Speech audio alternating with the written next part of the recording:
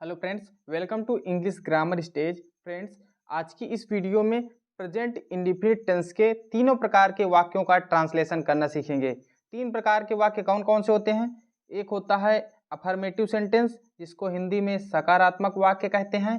एक होता है निगेटिव सेंटेंस, जिसको हिंदी में नकारात्मक वाक्य कहते हैं। और एक होता है इंट्रोगेटिव सेंटेंस, जिसको हिंदी में प्रश्नवाचक वाक्य कहते हैं। ठीक, तो तीनों वाक्यों को ट्रांसलेट करना इस वीडियो में सीखेंगे। सबसे पहले हम प्रेजेंट इंडेफिनिट टेंस की पहचान जान लेते हैं। प्रेजेंट इंडेफिनिट टेंस की पहचान होती है जिन वाक्यों के अंत में ता है, ती है, ते हैं, ताहूं आदि शब्द आते हैं, वह प्रेजेंट इंडेफिनिट टेंस कहलाता है। उदाहरण के तौर पर आप लिख सकते हैं, जैसे कह दिया जाए राम घर जाता है ना, इस प्रकार राम घर जाता है। तो देखिए यहाँ पर ता है मिला लास्ट में, तो इसका मतलब ये कौन सा टेंस हुआ? Present indefinite tense. ठीक, ये टेंस की पहचान हो गई। अब हमको तीन प्रकार के वाक्य पढ़ने हैं, मतलब तीन टाइप के होते हैं। एक होता है सकारात्मक, जिसमें ना तो नकारात्मक वर्ड आया हो और ना प्रश्नवाचक वर्ड आया हो। ठीक, तो सकारात्मक वाक्य कौन से होते हैं आप लोग जानते ही हैं, जिनमें ना तो नहीं शब्द आया हो और ना ही कोई क्वेश्चन वर्ड आया हो, तो वो सकारात्मक वाक्य शब्द होते। ठीक, अब चलिए ट्रांसलेट करने के नियम सीख लेते हैं। सकारात्मक वाक्यों को ट्रांसलेट करने के पहले हम नियम बता रहे हैं, फिर उसके बाद नकारात्मक के, फिर प्रश्नवाचक के, तीनों के बताएंगे। रूल नंबर एक,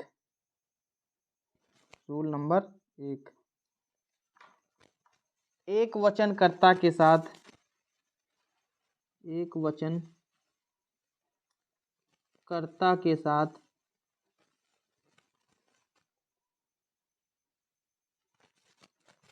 मुख्य क्रिया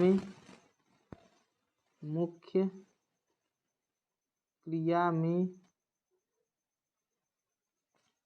एस या ईएस लगाते हैं।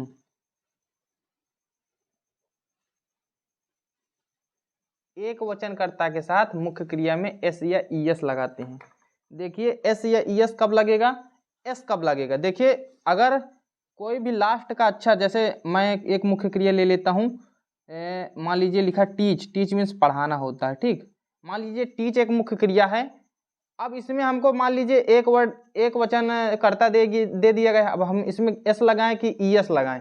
तो देखिए लास्ट का अगर अक्षर ओ मिल जाए, एस मिल जाए, एच मिल जाए, इन तीनों में से कोई भी मिल जाए, तो आपको लास्ट में ईएस जोड़ना है। ठीक, क्या जोड़ना है? ईएस जोड़ना है। अन्य सभी के साथ केवल एस जोड़ना है। ठीक, अगर यहाँ पर जैसे कह दिया जाता है रीड मीन्स पढ़ना, तो यहाँ पर डी मिल रहा है, तो यहाँ पर आप एस जोड़ सकते हैं। अगर इन तीनों वर्डों में से कोई भी मिल जाए तो उसमें एस जोड़ना है, अन्य सभी के साथ केवल एस जोड़ना है। ठीक, ये डाउट आपको कंफर्म हो गया होगा। दूसरा नियम, बहुवचनकर्ता के साथ एस या एस नहीं लगाते हैं। बहुवचनकर्ता के साथ एस या एस नहीं लगाते हैं। साथ मुख्य क्रिया में एस या ईएस नहीं लगाते हैं।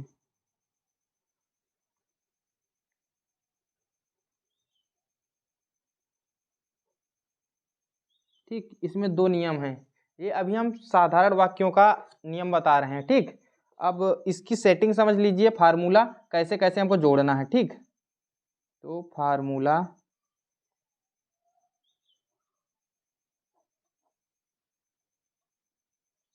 सबसे पहले हमको कर्ता लिखना है, फिर उसके बाद मुख्य क्रिया लिखनी है,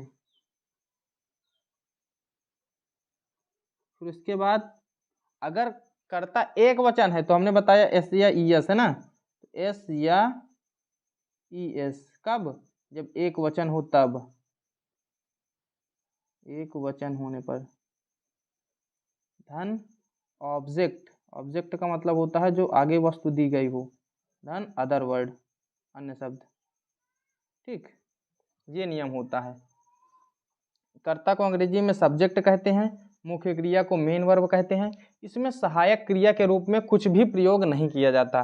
सहायक क्रिया का प्रयोग हम नकारात्मक और प्रश्नवाचक वाक्यों में करते हैं प्रेजेंट इंडेफिनिट टेंस के लिए। ठीक, प्रेजेंट इंडेफिनिट टेंस के लिए। चलिए अब हम एक अनुवाद लेते हैं। राम पुस्तक पढ़ता है।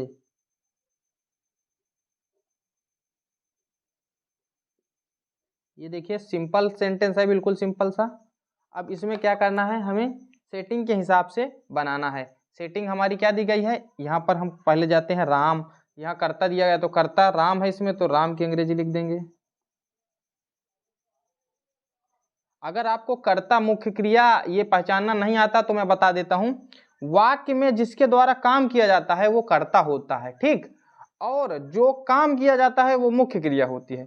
तो राम के द्वारा पढ़ने का कार्य किया जा रहा है तो मुख्य क्रिया हो गई, ठीक।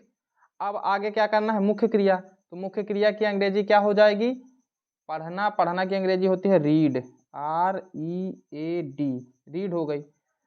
अब देखिए राम एक वचन है, ठीक, एक वचन कर्ता कौन कौन से होते हैं, किसी व्यक्ति का नाम और वह, ये एक वचन कर्ता होते हैं, बाकी बहुवचन कर्ता होते हैं, ठीक। किसी व्यक्ति का अगर नाम हो, किसी वस्तु का सामान का नाम हो तो एक वचन कर्ता, बाकी सब बहुवचन। वह किसी व्यक्ति का नाम, ये दो दो छोड़ के सब जो है ज्यादातर बहुवचन ही होते हैं, जैसे तुम, हम, मैं, ये सारे बहुवचन में आते हैं, ठीक। तो इसके साथ एस या ईएस में क्या लगा देंगे, हम एस लगा देंगे, ठीक। राम रीड्स, आगे क्या बच रहा है, वस्तु, ऑब्जेक्ट, तो ऑब्जेक्ट में ये बच रहा है किताब, किताब की अंग्रेजी होती है बुक, फुल स्टॉप, ठीक। तो ये ट्रांसलेशन हो गया। आगे 3-4 और उदाहरण बताते हैं ताकि अच्छे से आपको समझ में आ जाए। दूसरा वाक्य दिया गया है, तुम विद्यालय जाते हो, कर्ता है पहले लिखेंगे, इसके हिसाब से आपको ट्रांसलेशन करना है। तो कर्ता हो गई तुम की अंग्रेजी होती है यू, मुख्य क्रिया जाते हो तो जाना की अंग्रेजी होती है गो। अब इसमें एस या यस नहीं लगाएंगे, क्यों, क्योंकि कर्ता बहुवचन है, तो हमने दूसरा नियम लिखाया था, बहुवचन कर्ता के साथ एस या यस नहीं लगाते, ठीक। तो इसको इसी प्रकार रखा रहने देते हैं। और टू प्रीपोजिशन गो के बाद आती है, तो टू प्रीपोजिशन ये लिख देना है, इसको प्रीपोजिशन कहते हैं, ठीक। तो ज्यादातर ये गो के साथ लगती है, यू गो टू, अब स्कूल लिख देंगे, स्कूल माने विद्यालय, ठीक। ये ट्रांसलेशन हो गया। हम खाना खाते हैं, तो हम की अंग्रेजी होती है वी, और खाना की अंग्रेजी ईट, और इस खाने की अंग्रेजी होती है food, FOOD, we eat food. आगे वाक्य दिया गया है, वह क्रिकेट खेलता है, वह की अंग्रेजी होती है ही, और खेलना की अंग्रेजी प्ले, PLAY। अब देखिए हमने बताया था सबके साथ ज्यादातर एस ही लगता है, ईएस किसके किसके साथ लगता है, अगर लास्ट में ओ आ जाए, एच आ जाए और एस आ जाए तभी हम ईएस लगाएंगे, नहीं तो केवल एस ही लगा देंगे, तो एस लिख जाएगा, ही प्लेज, और क्रिकेट CRICKET,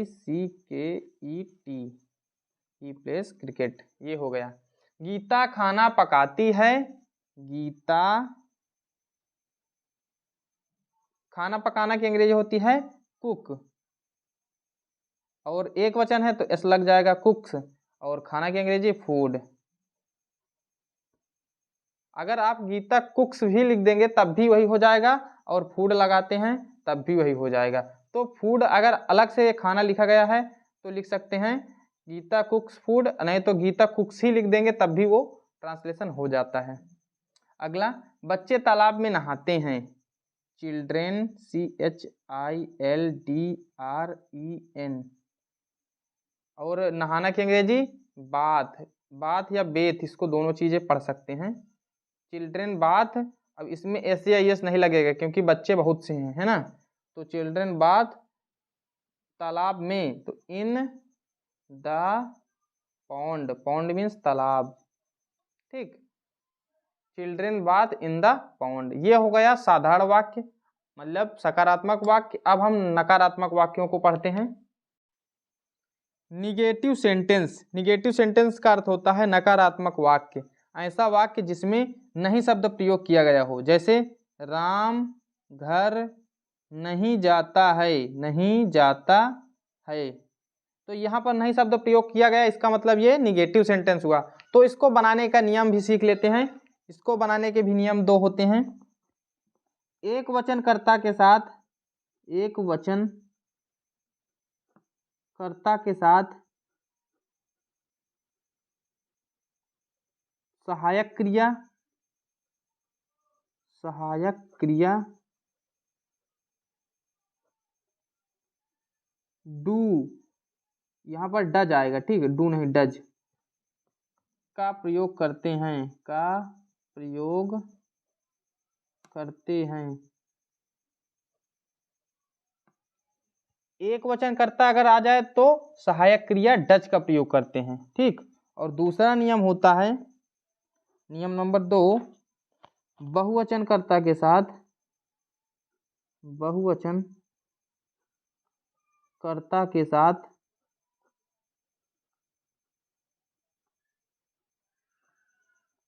सहायक क्रिया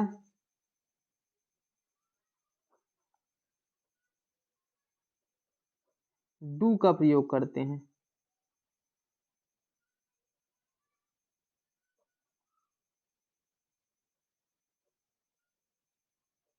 ठीक। अब देखिए, डू का प्रयोग करने के बाद या डज का प्रयोग करने के बाद नाट लगाते हैं, तत्पश्चात नाट लगाते हैं। इसको आप दूसरा नियम लिख सकते हैं या फिर उसी के आगे लिख सकते हैं, तत्पश्चात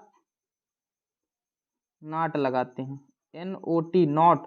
इसको नोट नहीं पढ़ते, नाट पढ़ते हैं, नाट लगाते हैं, ठीक। अब सेटिंग जो फार्मूला होता है उसको समझ लीजिए, फिर उसके बाद वाक्य बनाना सीखते हैं। फार्मूला, फार्मूला हम इसलिए बता दिया करते हैं ताकि आप लोगों को कोई भी कठिनाई ना हो, बिल्कुल सरल तरीके से आप लोग कर पाएं। सबसे पहले हम कर्ता लिखते हैं, फिर सहायक क्रिया, सहायक क्रिया, सहायक क्रिया के रूप में क्या है हमने बताया, डू या डज, है ना। तो यहाँ आप ब्रैकेट में लिख सकते हैं डू या डज, ठीक। फिर मुख्य क्रिया, मुख्य क्रिया, फिर ऑब्जेक्ट, जो भी आगे का कोई भी चीज़ दी गई हो वो, फिर अदर वर्ड, OW, ठीक। ये होता है जोड़ने का नियम। इसमें और कोई नियम नहीं है, केवल एक ही नियम में दोनों आ जाते हैं, डू या डज। अब डू कब लगता है हमने नियम में बता ही दिया, डज कब लगता है वो भी बता दिया, ठीक। तो चलिए वाक्य बनाते हैं। वाक्य नंबर 1,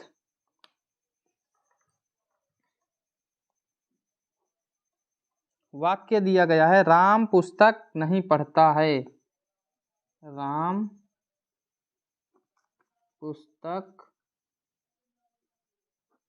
नहीं पढ़ता है।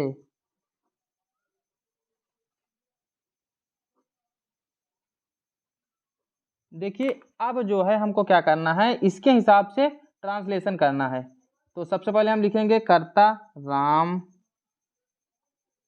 इसके बाद सहायक क्रिया, एक वचन राम है तो क्या लग जाएगा, डज, DOES, ठीक। हमने ये जो दो नियम बताए हैं इन्हीं के हिसाब से हमको डू या डज का प्रयोग करना है। तो एक वचन कर्ता के साथ सहायक क्रिया के रूप में डज का प्रयोग करते हैं, ये हमने नियम बता दिया।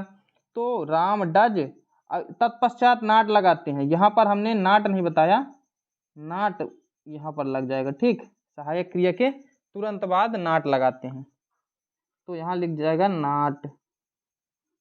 फिर उसके बाद मुख्य क्रिया पढ़ना, तो पढ़ना की अंग्रेजी क्या होती है, रीड, READ। अब इसमें SEIS जोड़ने की जरूरत नहीं है क्योंकि ये नियम इसमें हो गया है, ठीक, डू या डज में हो गया है। तो इसको आप अब भूल जाइए कि मुख्य क्रिया में SEIS लगाते हैं, केवल डू या डज यहीं से हो जाता है सारा चीज़, ठीक। अब आगे क्या लिखते हैं, पुस्तक की अंग्रेजी होती है book, Ram does not read book, ये हो गया ट्रांसलेशन। दूसरा वाक्य, वह क्रिकेट नहीं खेलता है, वह क्रिकेट नहीं खेलता है, खेलता है। तो इसको बनाएंगे, ही डज नॉट क्योंकि वह एक वचन होता है इसलिए हम डज लगा रहे हैं। ठीक, फिर मेन वर्ब खेलना, तो खेलना की अंग्रेजी हो गई प्ले, और क्रिकेट की अंग्रेजी क्रिकेट, CRICKET क्रिकेट। ये हो गया ट्रांसलेशन। ठीक, अब देखिए हम बहुवचन वाले कर्ता लेते हैं। जैसे तुम विद्यालय नहीं जाते हो, तुम विद्यालय नहीं जाते हो,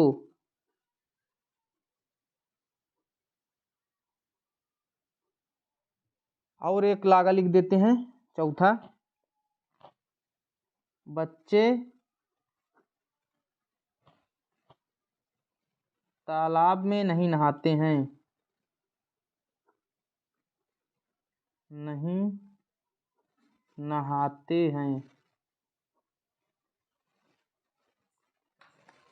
तो देखिए इसके हिसाब से पहले हम फॉलो करते हैं। इसके हिसाब से ये वाला तुम की अंग्रेजी होगा यू, फिर सहायक क्रिया डू या डज, तो बहुवचन कर्ता के साथ डू लगता है।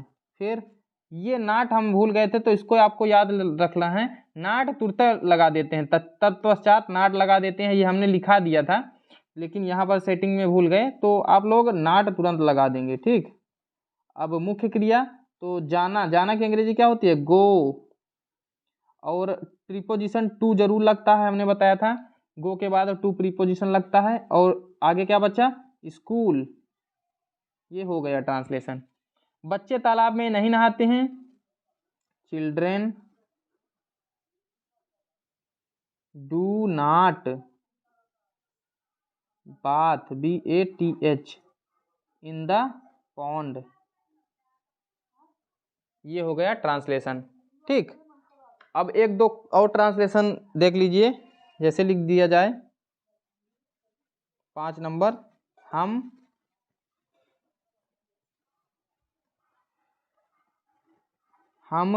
क्रिकेट लिख चुके हैं, हम लिख देते हैं हम बाजार नहीं जाते हैं, नहीं जाते हैं।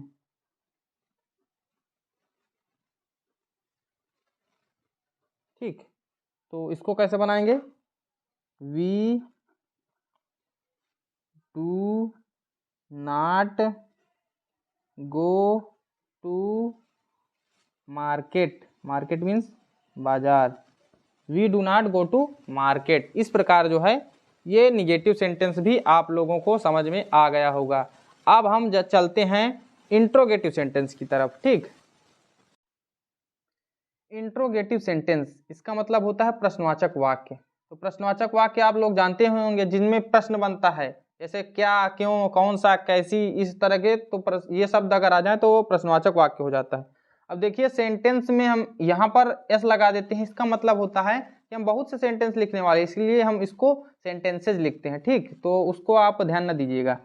अब इसमें दो प्रकार के सेंटेंस होते हैं, एक वो सेंटेंस जिसके शुरुआत में क्या शब्द आता है, जैसे उदाहरण के तौर पर हम बताते हैं, क्या राम घर जाता है। देखिए यहाँ शुरुआत में क्या शब्द आ गया है ना, तो ये एक प्रकार हो गया। अगर बीच में एक आ जाए, राम घर क्यों जाता है, राम घर क्यों जाता है, तो ये दूसरे प्रकार का वाक्य हो गया। शुरुआत में अगर आ जाए तो उसको थोड़ा सा दूसरी प्रकार से बनाना है, और अगर बीच में प्रश्नवाचक शब्द आ जाए तो उसको दूसरी तरह बनाना है। तो दो नियम इसमें भी लिख लीजिएगा। ठीक, रूल नंबर 1, यदि वाक्य की शुरुआत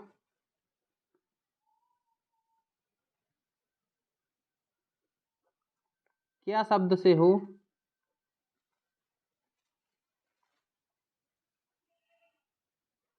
तो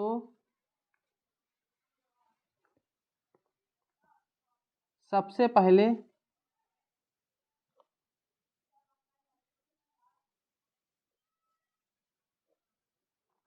कर्ता के अनुसार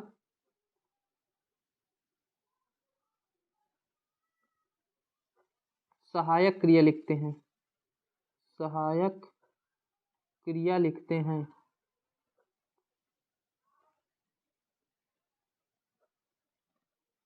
ये नियम हो गया। ठीक, सहायक क्रिया हमने बता भी रखी है कि अगर एक वचन करता हो तो डज लगता है और बहुवचन करता हो तो डू लगता है। ठीक, दूसरा नियम, यदि प्रश्नवाचक शब्द बीच में आए, यदि प्रश्नवाचक शब्द बीच में आए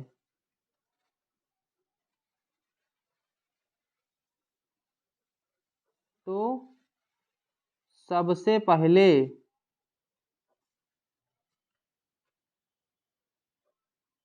उस प्रश्नवाचक शब्द की अंग्रेजी लिखते हैं, उस प्रश्नवाचक शब्द की अंग्रेजी लिखते हैं।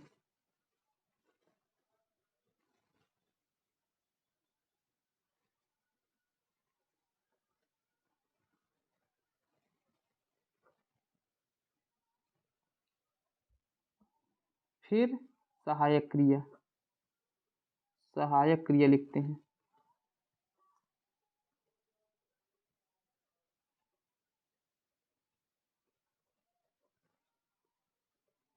ठीक, सहायक क्रिया उसी तरह कर्ता के अनुसार ही आएगी। ये दो नियम हो गए। अब दोनों नियम के आप वो समझ लीजिए फार्मूला, फार्मूला नंबर 1,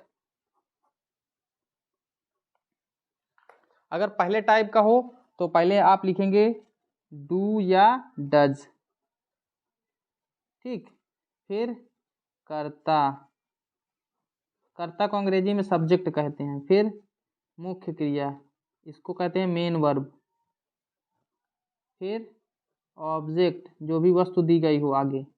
फिर अन्य शब्द, अदर वर्ड।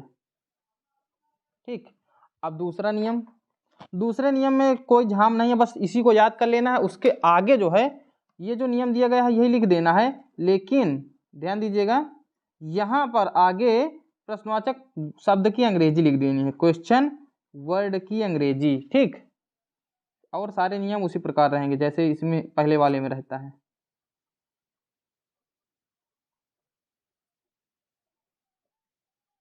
ठीक, और सारे नियम उसी प्रकार रहेंगे, केवल आपको शुरुआत में क्वेश्चन वर्ड लिख देना है, प्रश्नवाचक शब्द लिख देना है।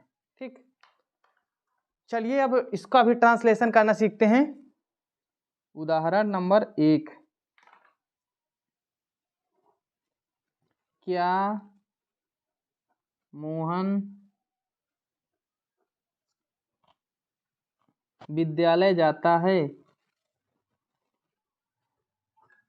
जाता है।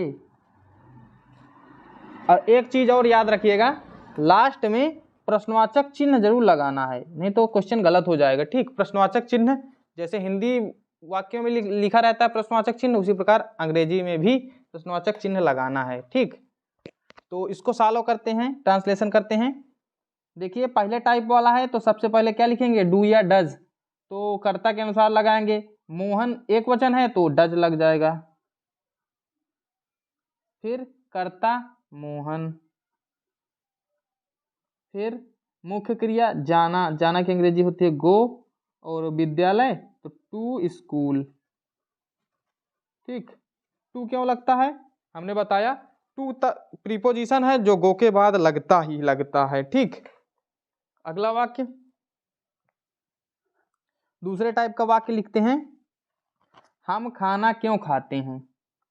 हम खाना क्यों खाते हैं?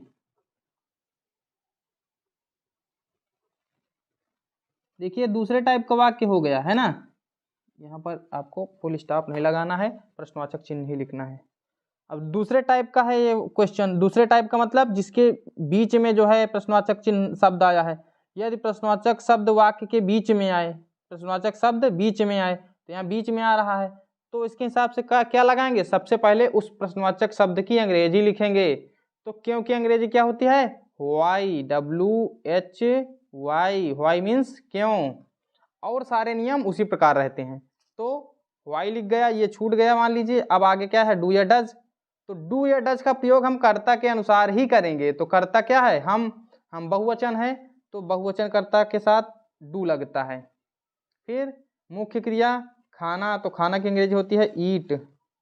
फिर आगे क्या, व्हाई डू यहाँ पर मुख्य क्रिया नहीं, पहले कर्ता लिखेंगे हम, तो वी लिख जाएगा, ठीक। फिर क्या होगा, मुख्य क्रिया, तो ईट। अब क्या बचा, खाना, खाना की अंग्रेजी फूड, और ये question mark, why do we eat food, ये हो जाएगा, ठीक। अब 2-3 और उदाहरण लिए लेते हैं। क्या वे क्रिकेट खेलते हैं, डू दे प्ले क्रिकेट, और ये क्वेश्चन मार्क। क्या तुम पुस्तक पढ़ते हो, डू यू रीड बुक, और ये क्वेश्चन मार्क। मैं बाजार कब जाता हूँ, देखिए दूसरे प्रकार का वाक्य है, तो सबसे पहले प्रश्नवाचक शब्द की अंग्रेजी, कब की अंग्रेजी होती है व्हेन। फिर डू या डज, तो मैं कर्ता के साथ क्या लगेगा, डू, क्योंकि मैं बहुवचन करता है, ठीक। व्हेन डू, फिर आई गो टू मार्केट, मार्केट, और ये क्वेश्चन मार्क। तुम किताब कैसे लिखते हो, कैसे की अंग्रेजी होती है हाउ, और तुम के साथ डू या डज के हिसाब से क्या आएगा, do. You right, WRITE, how do you right book, और ये क्वेश्चन मार्क। तुम किताब कैसे लिखते हो, how do you right book. इस प्रकार जो है तीनों वाक्य हमने बता दिए हैं। अगर आपको बेसिक इंग्लिश सीखनी है तो हमारे चैनल को जरूर सब्सक्राइब कर लें, और अगर आपको इस वीडियो से थोड़ी सी भी जानकारी मिली है तो वीडियो को लाइक कर दें।